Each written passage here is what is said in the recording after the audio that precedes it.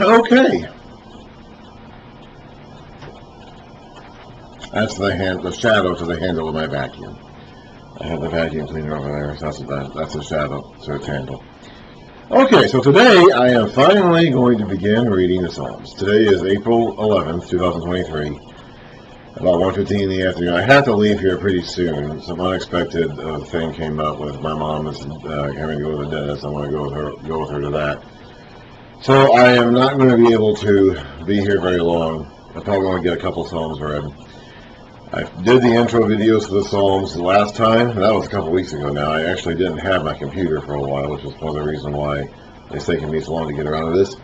As I have said before, during my intro videos for the Psalms, when it comes to the Psalms themselves, I really do just plan on kind of reading through them with relatively minimal commentary. Most of these, I mean, they're pretty short, and they're emotional. They're songs. They're meant to be sung. They're meant to be felt in a way that I'm not very good at feeling, and I'm certainly not very good at communicating or teaching. And they're not really meant to be taught. Now, again, whatever teaching aspects are of the Psalms, I mentioned that in the previous videos about the various things to keep in mind as we go through these.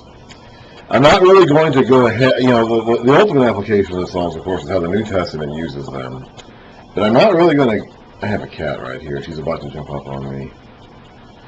But I want to wait until I get to the New Testament before I do that. It's like when we read the Psalms quoted in the New Testament, then we'll go back and look at the Psalms that are quoted there. So it's like I'm not going to flash forward to when we get to the New Testament passages here. I'm not going to do that. So I'm mostly just going to read them.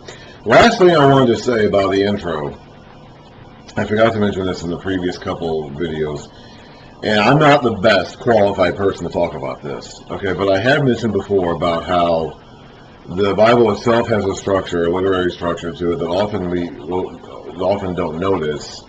I mean, we're translating it from Hebrew to English and all that, and the cultural context is very different. I mentioned a couple of instances, also in the Old Testament, about how like the Leviticus is structured a certain way, and the whole 5 works of Moses is structured a certain way. I mentioned that. And the Psalms are that way too, and each clumping within the Psalms, the various categories or books within the Psalms have their own structure. I'm not the best qualified to talk about this, but you can look at charts that are available out there. There are study Bibles, for example, that have charts that kind of show you the way the Psalms are structured. They're organized very purposefully, very precisely.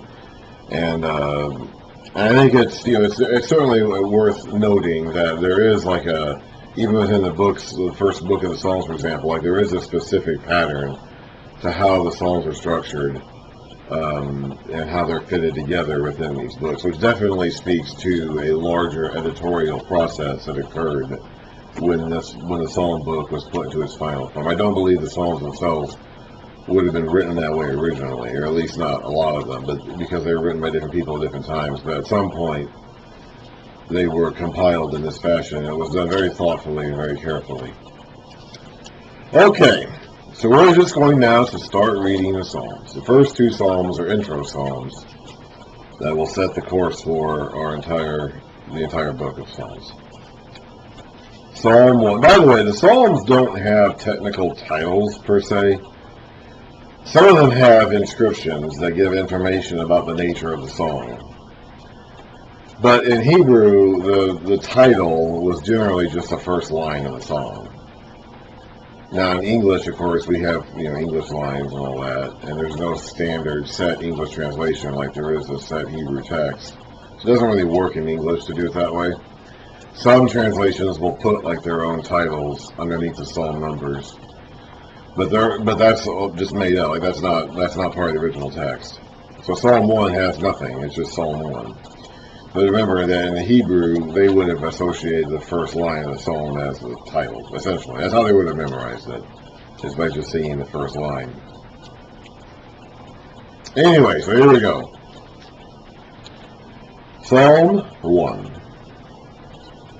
Blessed is the man who does not walk in the counsel of the wicked, or stand in the way of sinners, or sit in the seat of mockers. So you don't do these things and you're blessed.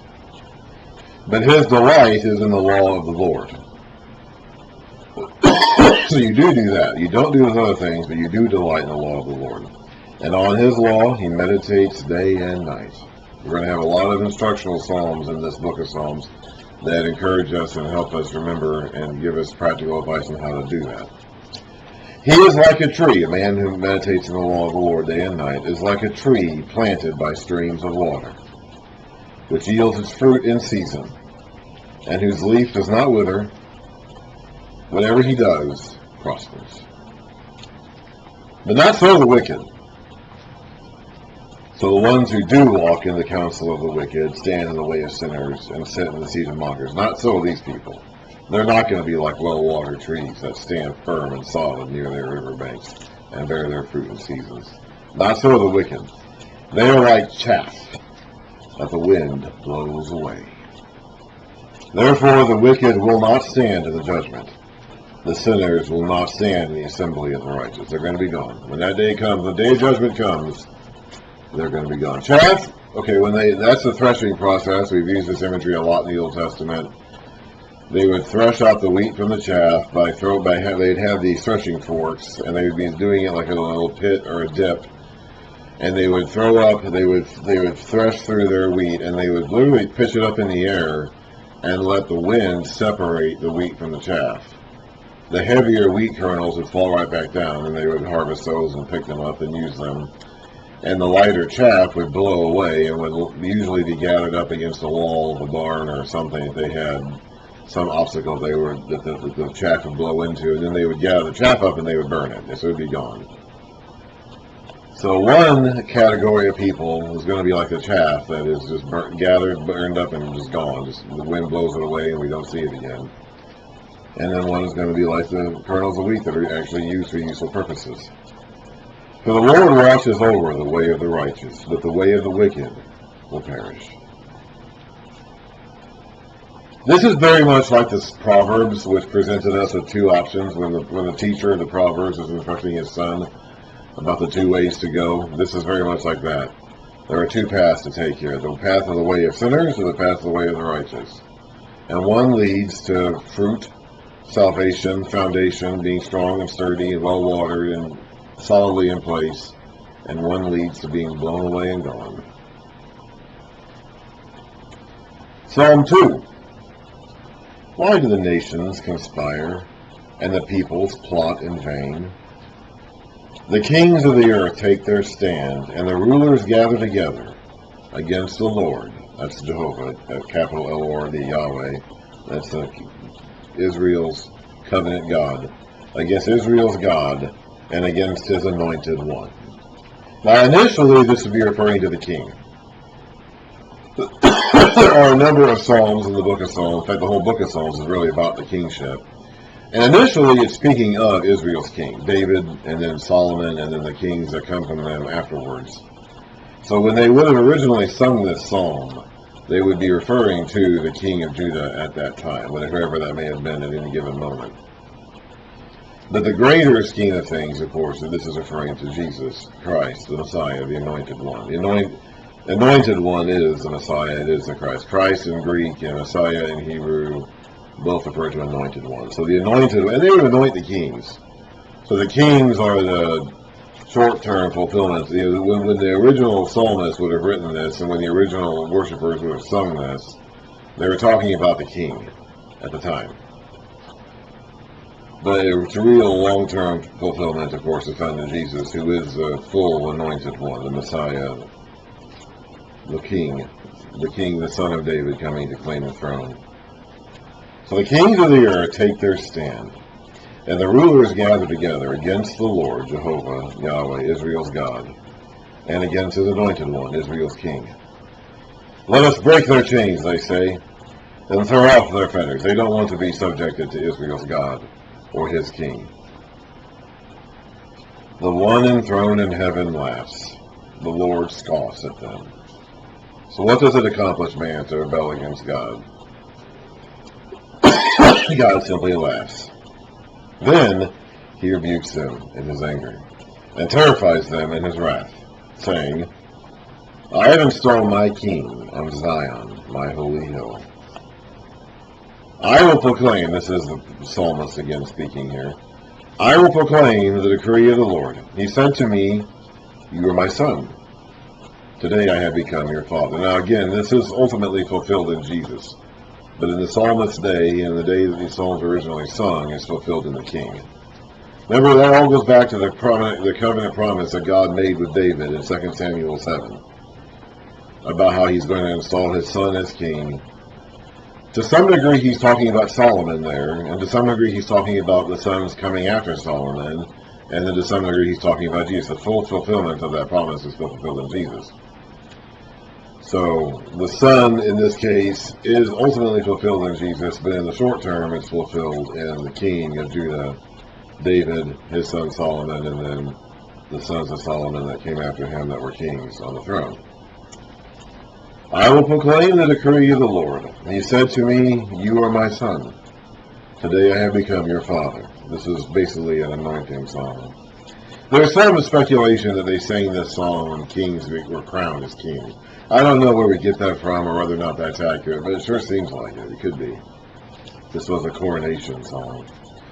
Ask of me, and I will make them. This is the father talking to the son here. Ask of me, and I will make the nations your inheritance, the ends of the earth your possession. You will rule them with an iron scepter. You will dash them to pieces like pottery. Therefore, this is the king speaking, and the psalmist speaking again. You kings, be wise. Be warned, you rulers of the earth. Serve the Lord with fear, and rejoice with trembling. Kiss the Son. That's the king's anointed. That's the Lord's anointed. That's the king. Lest he be angry, and you be destroyed in your way. For his wrath can flare up in a moment. Blessed are all who take refuge in him.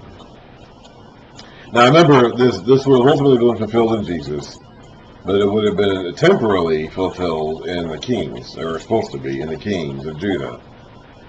So when the apostles are singing these psalms, and they would have all sung the psalms, they would have had the psalms memorized from cover to cover.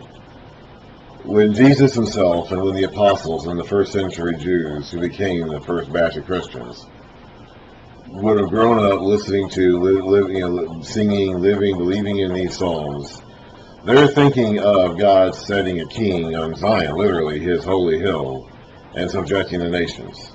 So when the apostles hear Jesus come along and say he is that king, that's what they're thinking he's going to do. When the people around him hear him saying he's the one, he's the guy, that's what they're thinking he's going to do. So that helps set the context of the New Testament then. Psalm 3, a psalm of David, when he fled from his son Absalom. A lot of those David songs, no, not a lot of them, a number of the David songs, a number of the songs in the book have titles that specifically refer to moments in David's life that we can read about in the books about David's life, with Samuel's and then First Chronicles. You can read, in fact, some of the Psalms are basically in those, actually I gotta go. The 2 Samuel 22, I think it is, has a section in it that's basically Psalm, I think, 18 or 19. So anyway, I gotta go.